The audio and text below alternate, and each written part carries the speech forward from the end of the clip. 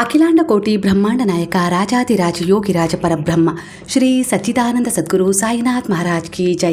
ಗುರುವಿನ ಪಾದಾರವಿಂದಗಳಿಗೆ ವಂದಿಸುತ್ತಾ ನಮಸ್ತೆ ಸ್ನೇಹಿತರೆ. ಗುರುವಿನ ಆಶೀರ್ವಾದ, ಭಗವಂತನ ದಯೆ, ಕರುಣೆ, ಪ್ರೇಮದಲ್ಲಿ ಹಾಗೆ ನಿಮ್ಮ ಒಳ್ಳೆಯ ಉದ್ದೇಶದಲ್ಲಿ ನೀವು ಸಂರಕ್ಷಿಸಲ್ಪಡ್ತಾ ಇದ್ದೀರಾ. ಖಂಡಿತ ಅದೇ ರೀತಿ ನಾನು ಕೂಡ ಪ್ರಾರ್ಥನೆಯನ್ನು ಮಾಡ್ತಾ ಇವತ್ತಿನ ರೀಡಿಂಗ್ ಶುರು ಮಾಡ್ತಾ ಇದ್ದೀನಿ. ಸ್ನೇಹಿತರೆ, ಎಂದಿನಂತೆ ಇದೊಂದು ಟೈಮ್ಲೆಸ್ ಜನರಲ್ ರೀಡಿಂಗ್ ಆಗಿರುತ್ತೆ. ಹಾಗೆ ಇದು ಕನೆಕ್ಟಿವ್ ಎನರ್ಜಿಲಿರುತ್ತೆ. ಯಾವ ಸಮಯದ ಎನರ್ಜಿ ಪ್ರಕಾರ ನೀವು ಈ ರೀಡಿಂಗ್ನ ಎನರ್ಜಿಗೆ ಕನೆಕ್ಟ್ ಆಗ್ತಿರೋ ಖಂಡಿತವಾಗಿ ಈ ಎನರ್ಜಿ ನಿಮ್ಮನ್ನು ಹೀಲ್ ಮಾಡುತ್ತೆ, ಗೈಡ್ ಮಾಡುತ್ತೆ, ಪ್ರೊಟೆಕ್ಟ್ ಮಾಡುತ್ತೆ. ಹಾಗೆ ನಾನು ಕೂಡ ನಿಮ್ಮಲ್ಲಿರುವ ಒಂದು ಎಲ್ಲ ರೀತಿಯ ನೆಗೆಟಿವ್ ಎನರ್ಜಿ ಹೀಲ್ ಆಗಲಿ ಅಂತೇಳಿ ನಾನು ಭಗವಂತನಲ್ಲಿ ಪ್ರಾರ್ಥನೆಯನ್ನು ಮಾಡ್ತಾ ಹೀಲ್ ಕೂಡ ಮಾಡ್ತಾ ಇವತ್ತಿನ ರೀಡಿಂಗ್ ಶುರು ಮಾಡ್ತಾ ಇದ್ದೀನಿ. ಮೊದಲನೇದಾಗಿ ಇಲ್ಲಿ ಪ್ರಸ್ತುತ ಈಗಿನ ನಿಮ್ಮ ಎನರ್ಜಿಗೆ ಯಾವ ಒಂದು ವಿಚಾರ ಕನೆಕ್ಟ್ ಆಗ್ತದೆ ಅಂದರೆ, ಯಾವುದೇ ಅಂದರೆ ಎಂಥದ್ದೇ ಒಂದು ನಕಾರಾತ್ಮಕತೆ ನಿಮ್ಮ ಮೇಲೆ ಪರಿಣಾಮ ಬೀರ್ತಾ ಇದೆ ಅಂದರೆ ಖಂಡಿತ ಅದು ಈಗ ಅವರಿಗೆ ಹಿಂತಿರುಗುವ ಸಮಯ ಬಂದಿದೆ ಅನ್ನೋ ರೀತಿಯಲ್ಲಿ ಇಲ್ಲಿ ಎನರ್ಜಿ ಕನೆಕ್ಟ್ ಆಗ್ತದೆ. ಯಾಕಂದರೆ ಈಗ ನಿಮ್ಮ ಒಂದು ಕರ್ಮಗಳಾಗಿರ್ಬೋದು, ಹಾಗೆ ನಿಮ್ಮ ಒಂದು ಒಳ್ಳೆಯ ಉದ್ದೇಶ ಆಗಿರ್ಬೋದು, ಹಾಗೆ ಪಾಸಿಟಿವ್ ಒಂದು ನಡೆ ನುಡಿ ಆಗಿರ್ಬೋದು, ಇವೆಲ್ಲವೂ ಎಲ್ಲೋ ಒಂದು ರೀತಿಯಲ್ಲಿ ಒಂದು ನಕಾರಾತ್ಮಕ ಪ್ರಭಾವವನ್ನು ಯಾರು ಬೀರ್ತಾ ಇದ್ರು, ಕೆಟ್ಟ ದೃಷ್ಟಿಯ ಮೂಲಕ ಆಗಿರ್ಬೋದು, ಅಡೆತಡೆ ತರುವುದರ ಮೂಲಕ ಆಗಿರ್ಬೋದು, ಇನ್ಯಾವುದೇ ರೀತಿ ನಿಮ್ಮ ಒಂದು ಏಳಿಗೆಯನ್ನು ತಡೀತಾ ಇದ್ರಲ್ಲ, ಅವರಿಗೆ ಇದು ಈ ಸಮಯ ಹೇಗಿದೆ ಅಂದರೆ ಅವ್ರು ಮಾಡಿದ್ದೇ ಅವರಿಗೆ ತಿರುಗುವಂಥ ಸಮಯ ಎದುರಾಗಿದೆ ಅನ್ನೋ ರೀತಿಯಲ್ಲಿ ಬರ್ತಾ ಇದೆ. ಇದು ಗುರುವಿನ ಶರಣದಲ್ಲಿ ನೀವು ಇರೋದ್ರಿಂದ ಅವರ ಒಂದು ಎನರ್ಜಿಯಲ್ಲಿ ಅಂದರೆ ಆ ಒಂದು ಸಕಾರಾತ್ಮಕ ಊರ್ಜೆಗಳಲ್ಲಿ ನೀವು ಪ್ರೊಟೆಕ್ಟ್ ಆಗ್ತಾ ಇದ್ದೀರಾ, ಅಂದರೆ ಸಂರಕ್ಷಿಸಲ್ಪಡ್ತಾ ಇದ್ದೀರಾ. ಹಾಗಾಗಿ ನಿಮ್ಮಲ್ಲಿರುವ ನಿಮ್ಮ ಮೇಲೆ ಎಂಥದ್ದೇ ಒಂದು ನಕಾರಾತ್ಮಕ ಪ್ರಭಾವ ಬಿದ್ದಿದ್ರೂ ಕೂಡ ಅದೀಗ ಹಿಂತಿರುಗಿ ಅವರ ಬಳಿ ಹೋಗ್ತಾ ಇದೆ. ಹಾಗೆ ನೀವು ನಂಬಿದ ದೇವಿ ಶಕ್ತಿ ಕೂಡ ನಿಮ್ಮನ್ನು ಪ್ರೊಟೆಕ್ಟ್ ಮಾಡ್ತಾ ಇದೆ ಅನ್ನೋ ರೀತಿಯಲ್ಲಿ ಬರ್ತಾ ಇದೆ. ಹಾಗೆ ನಿಮ್ಮ ಕುಲದೇವರ ಆಶೀರ್ವಾದ ಕೂಡ ಈ ಸಮಯದಲ್ಲಿ ನಿಮ್ಮ ಮೇಲೆ ಸಂಪೂರ್ಣವಾಗಿದೆ. ಒಟ್ಟಾರೆಯಾಗಿ ಕುಲದೇವರ ಆಶೀರ್ವಾದ ಆಗಿರ್ಬೋದು, ನೀವು ಯಾವ ದೇವಿಯನ್ನು ಇಷ್ಟಪಡ್ತೀರೋ ಆ ಆಶೀರ್ವಾದ ಆಗಿರ್ಬೋದು, ಹಾಗೆ ನೀವು ಮಾಡಿದ ಒಳ್ಳೆಯ ಸೇವೆಗಳು, ಇವೆಲ್ಲವೂ ಗುರುವಿನ ಮಾರ್ಗದರ್ಶನದಿಂದ ಇನ್ನೂ ತುಂಬ ಉತ್ತಮವಾದ ಸ್ಥಾನಮಾನ ಗೌರವವನ್ನು ಪಡ್ಕೊಳ್ತಾ ಇದ್ದೇವೆ. ಅಂದರೆ ನೀವು ಅದರಲ್ಲಿ ಇನ್ನೂ ನಂಬಿಕೆ ಹಾಗೆ ಒಂದು ಶ್ರದ್ಧೆ ಇಟ್ಟು ಶರಣಾಗ್ತಾ ಇರೋದ್ರಿಂದ ಗುರುವು ಮೂಲಕವೇ ಕೆಲವು ಕಾರ್ಯಗಳನ್ನು ಮಾಡಿಸುವ ಮೂಲಕ ಯಾವ ದೇವತೆಯಲ್ಲಿ ನೀವು ಮೊರೆ ಹೋಗಿದ್ರು ಖಂಡಿತವಾಗಿ ಅದರಲ್ಲಿ ಯಾವ ರೀತಿ ಅಡೆತಡೆ ಇತ್ತು ಆ ಎಲ್ಲ ರೀತಿಯ ಅಡೆತಡೆ ನಿವಾರಣೆಯಾಗಿ ಆ ದೇವತೆಯ ಆಶೀರ್ವಾದ ನಿಮ್ಮ ಮೇಲೆ ಈಗ ಕರುಣೆ, ದಯೆ, ಪ್ರೇಮದ ಮೂಲಕ ಬೀರುವ ಹಾಗೆ ನಿಮ್ಮನ್ನು ಪರಿವರ್ತನೆಗೊಳಿಸಿದ್ದಾರೆ ಅನ್ನೋ ರೀತಿಯಲ್ಲಿ ಬರ್ತಾ ಇದೆ. ಹಾಗೆ ನೀವು ಇಲ್ಲಿ ಒಂದು ಕೃತಜ್ಞತೆಯ ಒಂದು ನಮನವನ್ನು ಸಲ್ಲಿಸುವ ಮೂಲಕ ಓಂ ಸಾಯಿರಾಮ್ ಅಂತೇಳಿ ಕಮೆಂಟ್ ಮಾಡಿ ಮುಂದೆ ಹೋಗಿ. ಎದುರುಗಡೆ ಚೆನ್ನಾಗಿದ್ದು ಒಳಗೆ ಯಾರು ನಿಮ್ಮ ಒಂದು ಏಳಿಗೆಯನ್ನು ಹಾಗೆ ನಿಮ್ಮ ಒಂದು ಪಾಸಿಟಿವ್ ಎನರ್ಜಿ ಆಗಿರ್ಬೋದು, ಹಾಗೆ ನಿಮ್ಮ ವ್ಯಕ್ತಿತ್ವ ಹಾಗೆ ನಿಮ್ಮ ನಡೆ ನುಡಿಯನ್ನು ಕಂಡು ಒಳಗೆ ಹೊಟ್ಟೆ ಕಿಚ್ಚು ಪಡ್ತಾ ಇದ್ರಲ್ಲ, ಖಂಡಿತ ಈಗ ಅವ್ರು ಏನು ಹೊಟ್ಟೆ ಕಿಚ್ಚು ಪಟ್ಟಿದ್ರಲ್ಲ, ಮೊದಲು ಅವರ ಹೊಟ್ಟೆಯೇ ಅದರಲ್ಲಿ ಸುಡೋದು ಅನ್ನೋ ರೀತಿಯಲ್ಲಿ, ಅಂದರೆ ಅದು ಅವರಲ್ಲೇ ಮೂಡಿದ ಭಾವ ಅವರಿಗೆ ಈಗ ಇನ್ನಷ್ಟು ನೋವನ್ನು ಕೊಡ್ತಾ ಇದೆ. ಅವರ ಒಂದು ನಕಾರಾತ್ಮಕ ಎನರ್ಜಿಯಿಂದ ಸೇಫ್ ಆಗಿದ್ದೀರಾ. ಯಾವ ಸಮಸ್ಯೆಯಲ್ಲಿ ಸಿಕ್ಕಾಕೊಂಡಿದ್ರಲ್ಲ ಆ ಸಮಸ್ಯೆಯಿಂದ ಹೊರಗೆ ಬರಲಿಕ್ಕೆ ದಾರಿ ಕೂಡ ಸಿಗ್ತಾ ಇದೆ, ಭಯ ದೂರವಾಗ್ತಾ ಇದೆ. ಹಾಗೆ ಇನ್ನೂ ಕೆಲವು ಬಾರಿ ಯಾರೋ ನಿಮ್ಮನ್ನು ಅಳಿಸ್ತಾ ಇದ್ದಾರೆ, ನೋಯಿಸ್ತಾ ಇದ್ದಾರೆ, ಇಲ್ಲ ಅವರಿಂದ ನೀವು ಯಾವುದೋ ಒಂದು ವಿಚಾರಕ್ಕೆ ಭಯ ಪಡ್ತಾ ಇದ್ದಾರೆ ಅಂದರೆ, ಅನ್ನಿಸ್ತಾ ಇದ್ದಾರೆ ಅಂದರೆ, ನಿಂದಿಸ್ತಾ ಇದ್ದಾರೆ, ಇನ್ಯಾವುದಕ್ಕೋ ಅವರು ನಿಮಗೆ ತುಂಬ ನೋವು ಕೊಡ್ತಾ ಇದ್ದಾರೆ ಅಂದರೆ ಆ ಮನುಷ್ಯನಿಗೆ ಅಂದರೆ ಆ ವ್ಯಕ್ತಿಗೆ ನೀವೇ ಆ ಒಂದು ಪರ್ಮಿಷನ್ ಕೊಟ್ಟಿದ್ದೀರಾ ಅನ್ನೋ ರೀತಿಯಲ್ಲಿ. ಅಂದರೆ ನಿಮ್ಮ ಬಹುದೊಡ್ಡ ದುರ್ಬಲತೆ ಕೆಲವು ಬಾರಿ ಭಾವನಾತ್ಮಕವಾಗಿ ನೀವು ಇಲ್ಲವೇ ಆವೇಶಕ್ಕಾಗಿ ಒಳಗಾಗುವುದು, ಅಂದರೆ ಭಾವನಾತ್ಮಕವಾಗಿ ಸ್ಪಂದಿಸೋದು, ಇಲ್ಲಾಂದರೆ ಆವೇಶಕ್ಕೆ ಒಮ್ಮೆಲೆ ಒಳಗಾಗೋದು. ಪ್ರತಿ ಬಾರಿಯೂ ಬೇರೆಯವರ ಬಗ್ಗೆನೇ ಯೋಚಿಸ್ತಾ ಇರ್ತೀರಾ, ಅವರ ಕಾಳಜಿಯಲ್ಲೂ ಇರ್ತೀರಾ, ಹಾಗೆ ಅವ್ರು ಏನಾದರೂ ಮಾಡಿಬಿಡ್ತಾರೆ ಅನ್ನೋ ಭಯದಲ್ಲೂ ಇರ್ತೀರಾ, ಅನಿವಾರ್ಯವಾಗಿ ಬದುಕ್ತಾ ಇದ್ದೀರಾ. ಹಾಗೆ ಇದರ ಬದಲಿಗೆ ಗುರು ಇಲ್ಲಿ ಏನು ಹೇಳ್ತಾ ಇದ್ದಾರೆ ಅಂದರೆ, ನಿಮಗೆ ನೀವು ಕಾಳಜಿ ಪ್ರೀತಿ ಮಾಡೋದು ತಪ್ಪು ಅಂತ ಬರ್ತಾ ಇಲ್ಲ, ಬೆಲೆ ಕೊಡೋದು ಕೂಡ ತಪ್ಪು ಅಂತ ಬರ್ತಾ ಇಲ್ಲ, ಆದರೆ ಅತಿ ಆದರೆ ಅಮೃತನೂ ವಿಷ ಅಲ್ವಾ ಅನ್ನೋ ರೀತಿಯಲ್ಲಿ ಇಲ್ಲಿ ಒಂದು ಎನರ್ಜಿ ಕನೆಕ್ಟ್ ಆಗ್ತದೆ. ಅಂದರೆ ಎದುರಿಗಿರುವ ವ್ಯಕ್ತಿ ಅದಕ್ಕೆ ಎಷ್ಟು ಅರ್ಹರು ಅನ್ನೋ ರೀತಿಯಲ್ಲಿ ನೀವು ಆ ಕಾಳಜಿ, ಪ್ರೇಮ, ಬೆಲೆಯನ್ನು ಕೊಡಬೇಕು. ಆಗಲೇ ಅದು ನಿಮಗೆ ಮರಳಿ ಸಿಗುತ್ತೆ.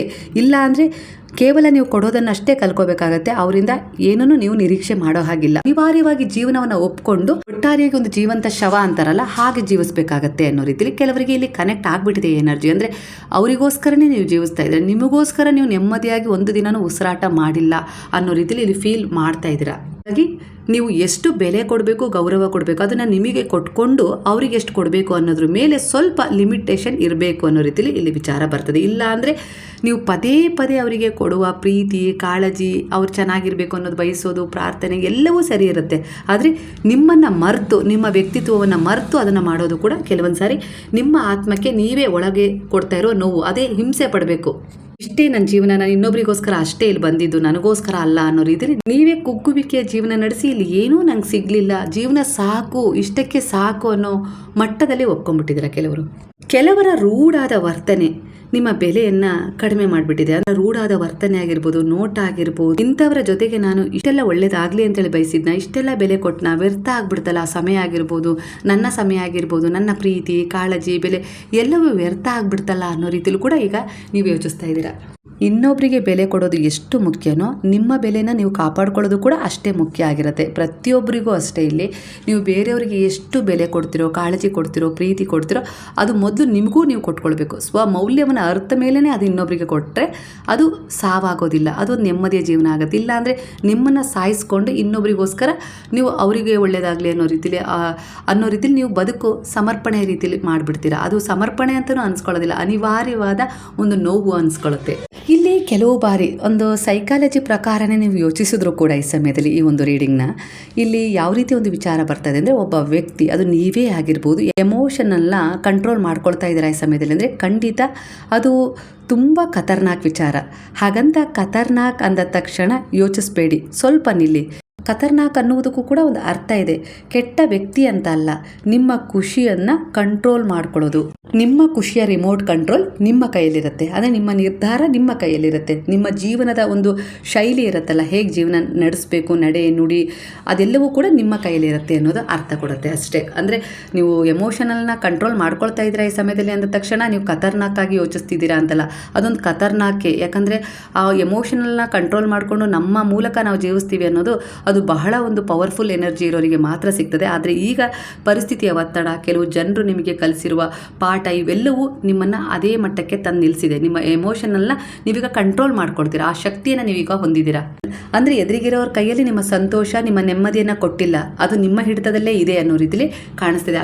ಅಷ್ಟರ ಮಟ್ಟಿಗೆ ನೀವೀಗ ಬದಲಾಗಿದ್ದೀರಾ. ಕೆಲವು ಬಾರಿ ನೀವು ಎಮೋಷನಲ್ ಆಗಿ ಇನ್ನೊಬ್ಬರಿಗೆ ಅಟ್ಯಾಚ್ ಆಗಿಬಿಟ್ರೆ ಖಂಡಿತವಾಗಿ ಒಂದೊಂದ್ಸರಿ ಬಲವಂತವಾಗಿ ನಿಮ್ಮ ಸಂತೋಷ ಆಗಿರ್ಬೋದು, ನಿಮ್ಮ ನೆಮ್ಮದಿ ಆಗಿರ್ಬೋದು, ನೀವೇ ಅವರ ಕೈಯಲ್ಲಿ ಒಪ್ಪಿಸಿದಂಥ ಅನುಭವದಿಂದ ನೀವು ನರಳಾಡ್ತಾ ಇರ್ತೀರಿ. ಯಾವುದೇ ಒಂದು ವಿಚಾರ ಆಗಿರ್ಬೋದು, ಯಾರೋ ನಿಮ್ಮನ್ನು ಏನೋ ಅಂದರು, ಇಲ್ಲವೇ ಒಳ್ಳೇದು ಮಾಡಿದರು, ಕೆಟ್ಟದ್ದು ಮಾಡಿದರು, ಅದರ ಆಧಾರದ ಮೇಲೆಯೇ ಆ್ಯಕ್ಟ್ ಮಾಡ್ತೀರಾ, ಅಂದರೆ ಪ್ರತಿಕ್ರಿಯಿಸ್ತಾ ಇದ್ದೀರಾ. ಬಹುಶಃ ಬಹಳಷ್ಟು ನೀವು ನಿಮ್ಮ ಜೀವನದಲ್ಲಿ ಬೇರೆಯವರ ಕಡೆಯಿಂದಲೇ ತುಂಬ ನೋವನ್ನು ಅನುಭವಿಸಿದ್ದೀರಾ, ತುಂಬ ಅವಮಾನಗಳನ್ನು ಎದುರಿಸಿದ್ದೀರಾ ಅನ್ನೋ ರೀತಿಯಲ್ಲಿ ಬರ್ತದೆ. ಅಂದರೆ ನಿಮ್ಮಿಂದ ಕಡಿಮೆ, ಅದು ನಿಮ್ಮ ಸ್ವಂತ ವಿಚಾರಗಳಿಂದ, ನಿಮ್ಮ ವ್ಯಕ್ತಿತ್ವದಿಂದ ಕಡಿಮೆ, ಆದರೆ ಬೇರೆಯವರಿಂದ ಅದು ಹೆಚ್ಚು ನಿಮಗೆ ಸಿಕ್ಕಿದೆ.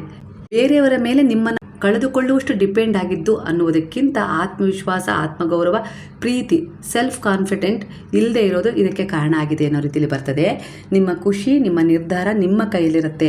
ಆದರೆ ಅದೇ ನೀವು ನಿಮ್ಮ ಒಂದು ವ್ಯಕ್ತಿತ್ವ ಆಗಿರ್ಬೋದು, ನಿಮ್ಮ ಖುಷಿ ಆಗಿರ್ಬೋದು, ಸ್ವಾಭಿಮಾನ ಆಗಿರ್ಬೋದು, ಸೆಲ್ಫ್ ಕಾನ್ಫಿಡೆಂಟ್ ಆಗಿರ್ಬೋದು, ಪ್ರೀತಿ ಆಗಿರ್ಬೋದು, ಅದನ್ನು ನಿಮ್ಮದೇ ಆದ ರೀತಿಯಲ್ಲಿ ನೀವು ನೋಡ್ಕೊಳ್ಬೇಕು. ಈಗ ನಗಬೇಕಾ, ಇಲ್ಲ ಅಳಬೇಕಾ, ಇಲ್ಲ ಜೀವಿಸ್ಬೇಕಾ, ಇಲ್ಲ ಯಾವ ತೀರ್ಮಾನ ತಗೊಳ್ಬೇಕಾ, ಅದು ಅದರ ರಿಮೋಟ್ ಕಂಟ್ರೋಲ್ ನಿಮ್ಮ ಕೈಯಲ್ಲಿ ಇರಬೇಕು, ಅದು ಬೇರೆಯವರ ಕೈಯಲ್ಲಿ ಇರಬಾರ್ದು. ಹಾಗಾಗಿ ಗುರುವು ಇಲ್ಲಿ ಹೇಳ್ತಾ ಇದ್ದಾರೆ, ನಿಮಗಿಂತ ಭರವಸೆಯನ್ನು ನೀವು ಬೇರೆ ಯಾರ ಮೇಲೂ ಇಡೋದು ತಪ್ಪಾಗತ್ತೆ. ಆಗ ನೋವೇ ನಿಮಗೆ ಹೆಚ್ಚಾಗಿ ಸಿಗೋದು. ಅದ್ರ ಬದಲಿಗೆ ನೀವು ನಿಮ್ಮ ಮೇಲೆ ನಂಬಿಕೆ ಇಡಿ, ನಿಮ್ಮ ಮೇಲೆ ಭರವಸೆ ಇಡಿ, ನಿಮ್ಮನ್ನೇ ಪ್ರೀತಿಸಿ, ನಿಮ್ಮನ್ನೇ ಗೌರವಿಸಿ, ನಿಮ್ಮ ಮೇಲೆ ನಿಮಗೊಂದು ಬೆಲೆ, ವಿಶ್ವಾಸ ಇರಲಿ.